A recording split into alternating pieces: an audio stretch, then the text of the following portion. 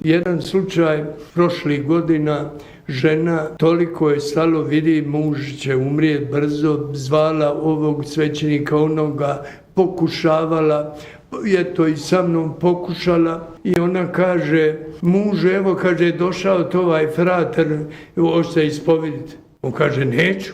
Pa ona opet malo nakon neke pauze, ba šta ti udi? Ispovedi se. I ništa, zašutili.